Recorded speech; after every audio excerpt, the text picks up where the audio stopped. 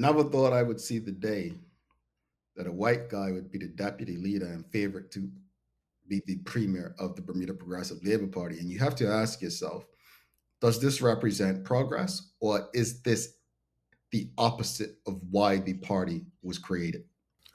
Here's the only thing that I would say to that, and this is a super Bermuda unique experience. So I don't know whether it's you're gonna feel it in the way that I do.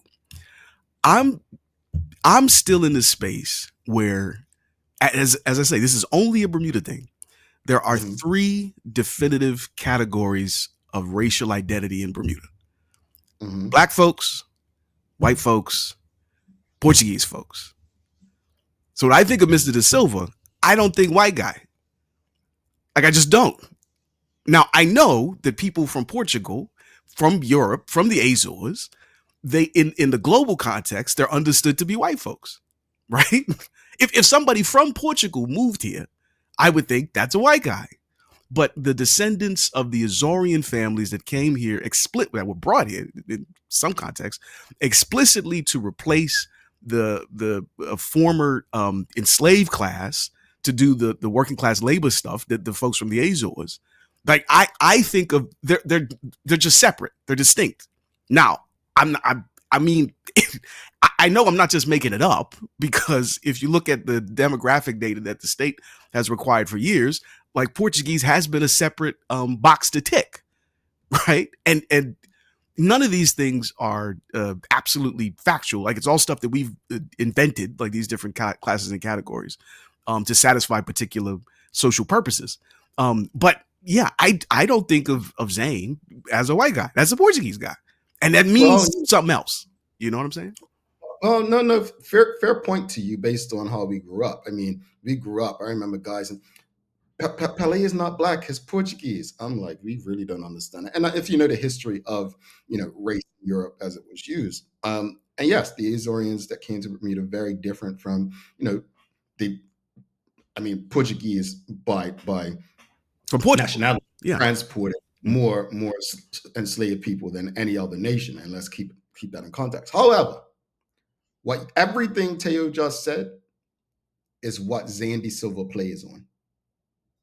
He plays on the fact that people don't see him as white. At the end of the day, if the police on 95 South see Zane DeSilva, Yeah, but they don't see. we ain't in 95 South. Wait for it. I'm bringing it home now. Okay. We're on 95 South on the East Coast. If they see Zane DeSilva, they see a white guy. They see Jamel Hartman, they see a black guy. Mm-hmm.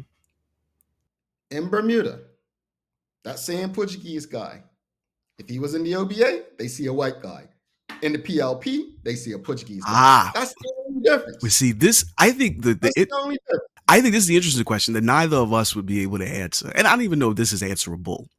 But I think the way to really nail this down, one way or the other, and honestly, this is a really weird conversation to have, but interesting.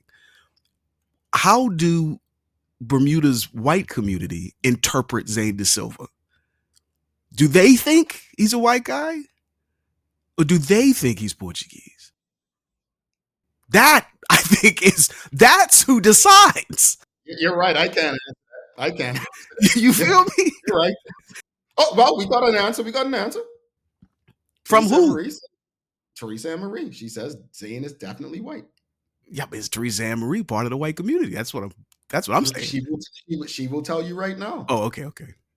She will tell you right now, I hope. Canton Trot also says he has never and will never experience what I have experienced as a black man. I never said that. I said there's three separate and distinct categories: black, white, and Portuguese. That doesn't mean that black and Portuguese are the same, but based on the lived experience as the definitively underclass for at least the origins of their time here in Bermuda, it'd be closer. But it's real. It's real, because what Taylor is saying, Zane plays on for sure. In my opinion, he plays on that. Right.